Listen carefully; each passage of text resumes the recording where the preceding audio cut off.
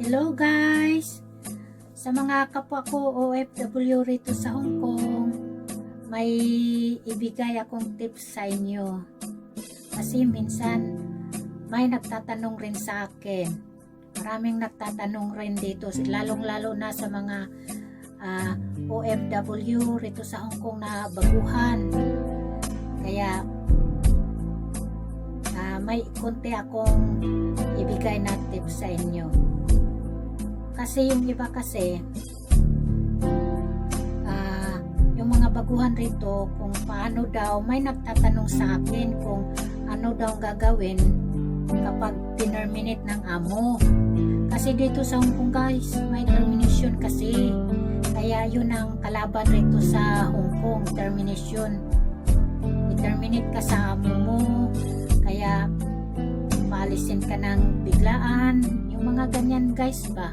Kaya yung iba hindi nakapaghanda, lalong-lalo na sa mga baguhan na hindi pa alam kung saan pupunta, anong gagawin.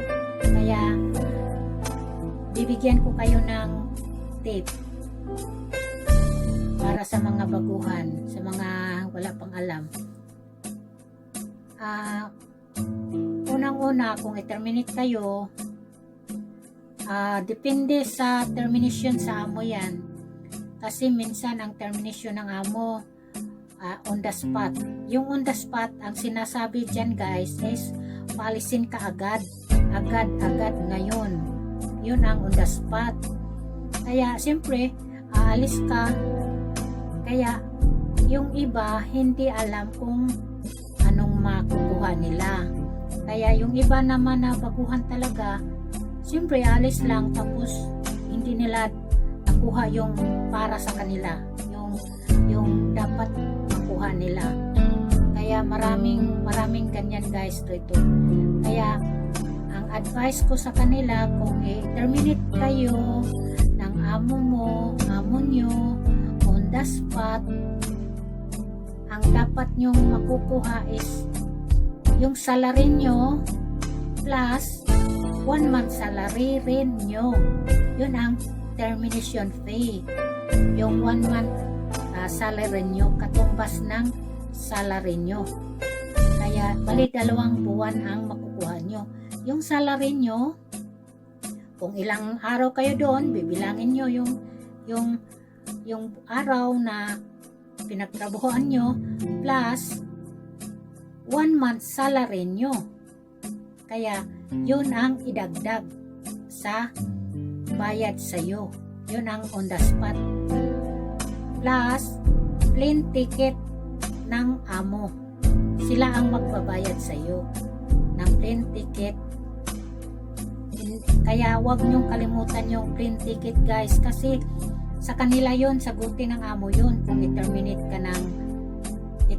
ka sa talagang sa kanila yon. Kahit hindi on the spot na pag-terminate sa'yo, bibigyan ka talaga ng plane ticket. Sa amo talaga yon. Kaya yun ang makukuha nyo kung terminate kayo on the spot. Tapos kung ilang buwan na kayo, ilang taon kayo nagtrabaho sa kanila, kung may annual leave, bibilangin rin yun, yung annual leave na yan, kung dapat makukuha nyo. Kung wala naman, kung baguhan pa kayo, wala rin kayong makukuha, kasi sa isang taon kasi ang annual leave natin is 7 days. Kaya idagdag yun, bayaran ng amo yun, ang 7 days na annual leave. Kaya kung naabot na ikaw ng 1 year, kaya idagdag yun, balansihan yan talaga, balansihin. Kaya kung hindi magkaintindihan yung helper at yung amo, dapat doon kayo magkwentahan sa agency. Kasi yung agency, yun ang magkwenta sa lahat-lahat. Ganon guys, dito, ang hirap dito sa Hong Kong guys, kasi may termination. Marami talagang, noon guys, marami talagang yung mga baguhan dito, tapos hindi nagustuhan ng amo. Kaya wala pang isang buwan, tinerminate na. Kaya yung utang guys, naiwan sa Pinas, yun ang masaklap, yun ang masakit. Kasi lahat tayo siguro ng ibang bansa may utang naiwan sa Pinas. Totoo yan guys, isa na ako doon. Malaki yung utang ko naiwan sa Pinas noon. Kaya naranasan ko na rin yan na nagkakautang ako sa Pilipinas para lang makarating dito sa Hong Kong. Tapos pagdating rito sa Hong Kong guys, tinerminate ka. Wala pang isang buwan, yun ang mahirap. Tapos yung utang natin doon, tumutubo 10%. Kaya yun ang mahirap guys. Kaya pagbutihin na lang natin yung trabaho natin. Minsan rin guys, kung hindi naman on the spot ang pagkasabi ni amo, trabahuan mo ng 1 month. Magtrabaho ka ng loob ng isang buwan bago ka aalis. Kaya with pay rin yun. Siyempre nagtrabaho ka, mamayaran ka rin ng amo mo. Kasi siyempre nagtrabaho ka with pay plus yung sweldo mo, kaya 2 buwan rin makukuha mo. Tapos plus plane ticket rin, kasi sa kanila talaga yung plane ticket. Kaya yung hindi alam dyan, dapat magtatanong rin tayo, kasi talagang hindi rin natin alam kung hindi tayo magtatanong. Kaya minsan doon na lang tayo magkwentahan sa agency. Parang yung agency is siya ang magkukwenta sa amo, kasi gano'n naman talaga yun sa agency talaga wala namang pinapanigan doon. Ma-helper o maamo, walang pinapanigan doon. Talagang kwentahin nila yung dapat kwentahin, ibigay nila yung dapat ibigay para sa'yo. Kaya gano'n ang agency rito guys, walang pinapanigan kahit amo. Tapos di syempre mag-apply ka ng panibagong amo mo sa agency. Kaya lang depende sa termination guys na ibigay sa amo, kung makaprocess ka ba rito sa Hong Kong. Kasi minsan yung ibang tinerminate dito guys, hindi makaprocess rito sa Hong Kong. Doon talaga sa Pilipinas mag-antay ng new working visa. Makapaghanap ka ng amo mo rito sa Hong Kong, pero uuwi ka sa Pilipinas, mag-antay ng new working visa. Ganon guys, kung yung ang reason na ibigay ni amo ay hindi ka talaga makaprocess dito. Kasi ang makaprocess lang dito guys, na kung tinerminate ka ay 3 lang. Yung financial, ibig sabihin yung amo mo hindi makasweldo na sa'yo, kaya nirelease ka. Financial ang problem doon, na hindi na kayang magpasweldo sa'yo, kaya bigyan ka ng pagkakataon na maghanap ng amo rito sa Hong Kong. Tapos plus mag-antay ka ng visa dito sa Hong Kong. Dito ka mag-antay ng new working visa mo sa panibagong amo mo kung financial. Pangalawa guys, yung death ng amo, yung namatay yung amo mo. Kaya kung namatay yung amo mo, syempre yung immigration maghanap ng death certificate ng amo mo. Kaya i-present mo doon ang death certificate ng amo mo. Kung halimbawa namatay siya, bibigyan ka rin ng working visa rito guys, Hong Kong. Dito antayin mo ang new working visa mo. Kaya makapaghanap ka ng amo mo rito sa Hong Kong, sa agency. Tapos mag-antay ka ng new working visa mo rito sa Hong Kong. Hindi ka kailangan umuwi. Pangatlo guys, yung amo mo is mag-for good na. Ibig sabihin, ang for good, yung lilipat ng tirahan yung amo mo. Yung halimbawa, pupunta na sila sa Canada, mag-for good na sa Canada, doon na sila titira. Kaya ikaw dito, maiwan ka rito sa Hong Kong, kaya bibigyan ka ng panibagong amo, at saka mag-antay ka ng new working visa mo rito sa Hong Kong. Kaya dito ka, pwede kang continuous ang trabaho mo. Kaya dito, ganun lang guys, dito 3 lang talaga ang maka-process ng new working visa rito sa Hong Kong. Kaya kung hindi, yung ang reason ng amo, wala doon sa 3, doon ka sa Pilipinas magantay ng new working visa mo. Kaya doon, ganito kahirap guys kung ma-terminate ka. 3 lang talaga ang maka-continuous ang work mo rito sa Hong Kong habang nag-aantay ka ng new working visa kung ikaw ay terminate. 3 lang. Pero kung yung ang release naman ay mga not satisfied, mga ganyan, not satisfied sa work mo, yung amo mo, ang i-release nila sa'yo, terminate ka dahil not satisfied sila sa work mo, ganun.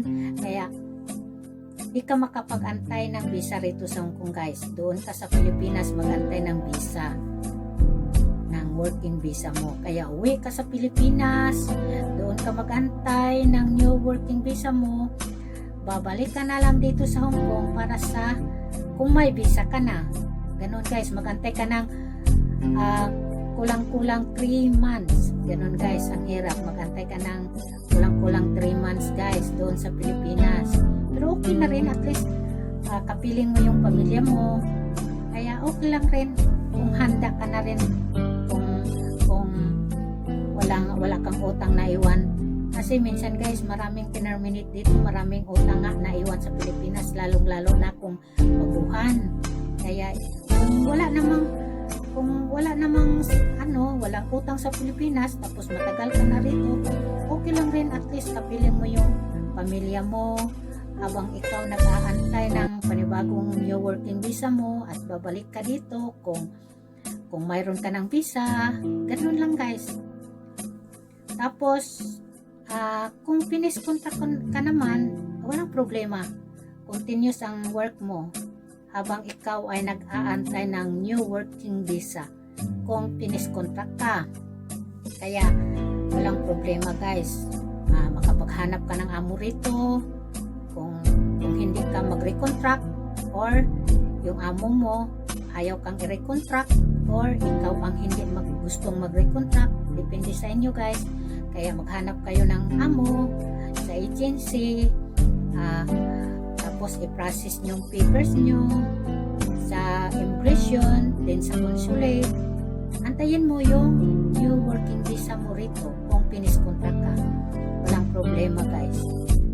Tapos pag-usapan nyo kung kailan ang gusto ng amo mo na pauwiin ka. Kaya mag-usap kayo sa panibago mong amo, panibago, o kaya kasi kailangan talaga mag-exit ka kung matapos na ang 2 years mo, kailangan ka talaga mag-exit kasi ang new working visa mo is 1 year lang yun ibibigay ng immigration.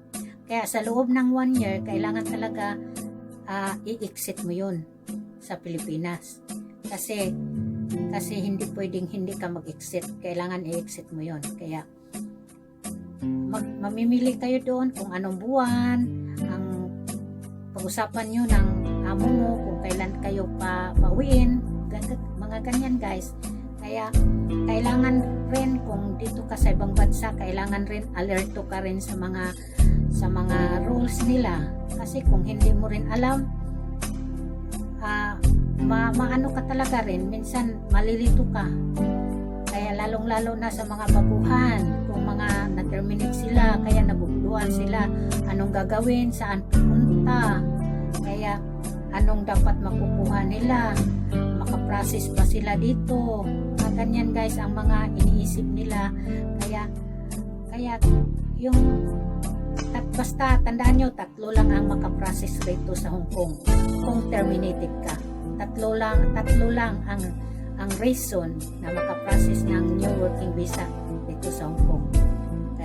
Yun na, tulad ng sinabi ko, financial problem sa amo, death certificate ni amo kung halimbawa namatay, o kaya mag-for good si amo, pupunta na ng ibang bansa. Ganun lang guys.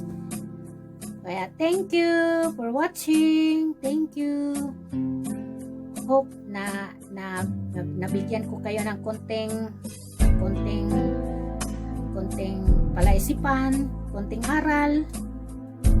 Kaya ito guys, thank you for watching. Sana sa mga hindi ko pa kadikit dyan, please subscribe my channel. Thank you.